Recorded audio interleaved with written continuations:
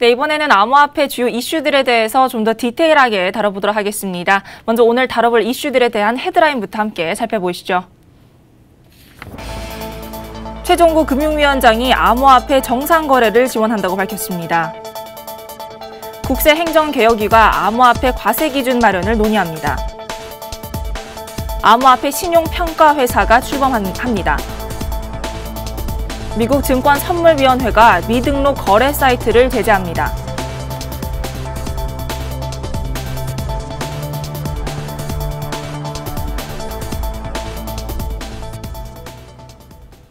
네, 오늘 이슈 분석해 보실 분 모셔보도록 하겠습니다. 아시아경제TV 한치호 논설위원 나와 계십니다. 위원님 안녕하세요. 네, 안녕하십니까. 네, 첫 번째 이슈부터 좀 들어가 보도록 하겠습니다. 금감원장에 이어서 금융위원장도 암호화폐 정상거래 지원하겠다라고 했습니다. 이제 좀 공통된 입장이 나오는 것 같은데 금융당국의 의견을 이제 어떻게 좀 해석을 하면 될까요? 원래 그 정부 부처별로 의견이 너무나 차별이 됐어요. 왜냐하면 법을 다루는 공안 쪽에서는 이거를 뭐 하면 안 된다는 입장이었고, 그다음에 금융당국에서는 연구를 해봐서 어떻게 해서든지 좀 합법화 시켜봐야 되겠다는 입장이었고, 그다음에 과학기술을 담당하는 부처들은 기술 개발 때문에 꼭 해야 된다, 뭐 이런 서로 간에 다른 입장을 가지고 있었는데, 일단은 금융당국의 기조는 좀 변한 것 같습니다. 금융당국은 합법적이고 투명하게, 그러니까 실명 확인이나 자금 세탁 방지가 되는 확실하게 거래가 되면 이거는 이제 계속 거래를 해야 되겠다라는 방침으로 나온 것 같고요. 근데 아직 공안당국에서는 그 입장이 하나도 없어요. 그러니까 법무부 장관이 이거 완전 폐쇄시켜야 된다고 막 강력하게 발언하셨다가 청와대에서는 그것까지는 아직 아니다라고 이제 이야기하는 이외에 아직 입장이 없습니다. 그래서 이번에 그 정부 그 국무조정실에서 현재 입장을 조율하고 있기 때문에 아마도 얼마 전에 그 국무조정실을 담당하시는 국장님도 돌아가셨어요. 그래서 뭐 조금 지연될 것 같긴 하지만 그런 전체 부분으로 봤을 때는 이제 정부 입장이 빨리 나와야 되는데 아무래도 쉽게 빨리 나올 것 같지는 않습니다. 아무래도 좀 쉽게 빨리 나올 것 같지는 않다. 자, 그런가 하면 국세행정개혁위에서 암호화폐 과세 기준을 좀 마련을 하겠다고 이제 논의를 시작했다고 했습니다. 이 과세 문제는 사실 어제도 저희가 좀 지적을 해드린 바 있긴 한데 이제 양도세, 거래세 문제만 남아 있죠. 네, 그렇죠. 제가 어제도 그 암호화폐를 만드시는 ICO를 하시는 그 회사의 대표님을 만나뵀는데 그분들도 양도세하고 거래세 문제만 지금 남았지 나머지 문제는 문제가 없다라고 이제 그 생각들을 하고 판단을 다 하고 계시더라고요. 근데 이제 여기 이제 국세행정개혁위원회는 뭐냐면은 이제 이거 앞으로 이제 이거를 어떻게 할 것이냐, 세금을 어떻게 할 것이냐, 세금 제도를 어떻게 바꿀 것이냐라는 걸 만드는 위원회인데 여기서 일단은 우리 논의를 한번 시작해보자라고 여기도 이제 시작을 한 거고요.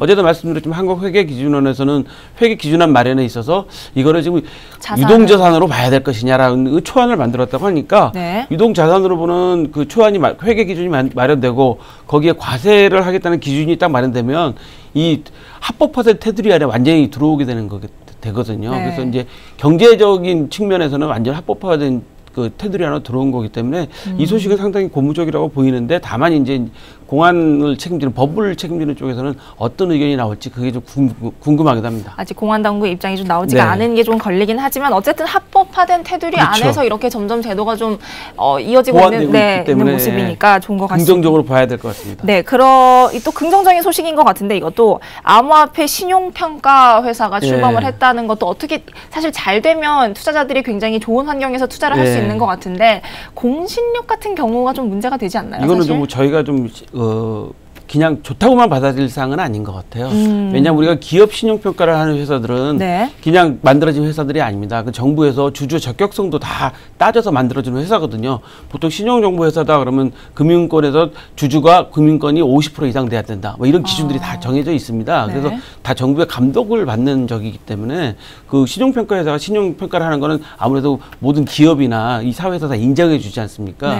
근데 이제 이 신용평가회사는 현재 그 자체적으로 자기들이 만들겠다고 하는 거니까 아직은 그 정확한 저기를 할 수가 없죠. 그런데 다만 한 가지 저희가 이제 이것도 이제 긍정적인 신호를 좀 생각한다면 이제 좀 자율적으로 이 그 암호화폐에 대해서 그 보안성이나 안전성이나 뭐 가치 뭐 이런 걸 다 평가해 보겠다고 하는 자체적인 노력이기 때문에 그런 점에서는 좀 긍정적으로 보이긴 하지만 이제 정부에서 어떻게 방향성을 트느냐 아니면 정부에서 어떤 그 공공기관을 만들어서 아예 평가를 할 것이냐라는 게 아직 결정되지 않았기 때문에 이것은 섣부른 판단은 좀 빠른 것 같습니다. 그 왜 미국에서도 왜 며칠 전 보도가 나온 게 그쪽에서도 사실 신용은 아니지만 뭔가 코인에 대한 평가를 좀 내놓지 않았습니까? 그렇죠. 예. 그런 것과 비교해서는 좀 어떤 식으로 진행이 될까요? 그러니까 이게 자체적으로 하는 거는 이제 의미가 있긴 한데 아직까지 공신력을 얻기는 좀 어렵다는 말씀을 제가 드리는 거죠. 왜냐하면 그 예를 들어서 그 우리나라의 뭐 은행연합회나 생명보험협회 뭐 이런 데는 정부에서 어떤 일을 위탁받아서 하기 때문에 그런 데는 다 그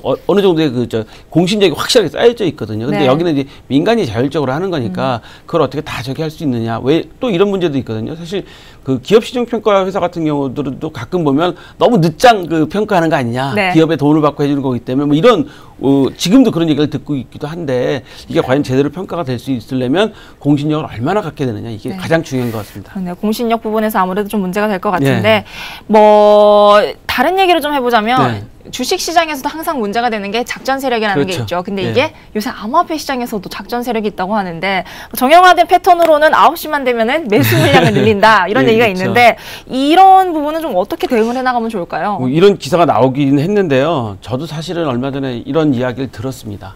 그 암호화폐 투자하시는 분들끼리 자신들의 그 폐쇄적인 그 SNS 상에서 야 내일은 얼마에 뭐 사자 뭐 이런 거를 뭐 누군가가 주도를 하면 그분들이 우르르 몰려가서 거기에 사서 가격을 올리고 뭐 이런 작전을 한다는 이야기를 제가 그 투자하시는 분한테 직접 들은 적도 있어요. 그렇기 때문에 그 초보 투자자들은 상당히 주의하셔야 될 것 같습니다. 그래서 초보 투자자들은 이런 방송이나 전문가들을 통해서 정보를 많이 얻고 저희가 뭐 보장을 하는 건 아니지만 그 정보를 많이 듣고 거기서 본인이 대량 거래가 많이 이루어진다든가 아니면 급등락하는 거에 주의해서 조금씩 하시는 게 맞는 것 같고요.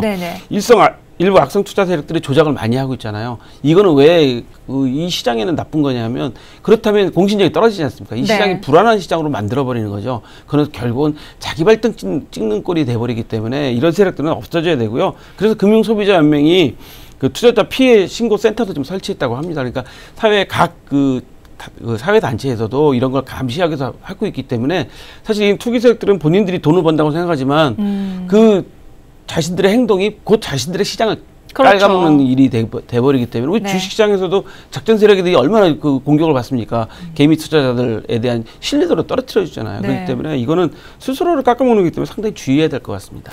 네, 아무래도 뭐 급등락하는 코인이나 이런 거는 좀 주의를 해주셨으면 좋겠습니다. 자, 해외 사례를 조금 살펴보죠. 미국이 무등록 거래소를 고발을 했다고 하는데 사실 지난번 일본에서도 어떤 뭐 거래소 에러로 비트코인이 염원의 거래가 되는 사태가 발생을 했다고 하는데 뭐 어떤 내용인가요? 일본에서는 자이프라는 거래소에서 시스템 오류로 비트코인 15개가 영연에 6건이나 거래됐다고 그래요. 그러니까 이게 거래소의 신뢰도성이나 실력 기술 문제가 점점 대두되고 있는 거죠. 그래서 우리도 하룻밤 일본도 그 허가는 해주고 있지만 거기도 이제 계속 지금 보완을 하고 있잖아요.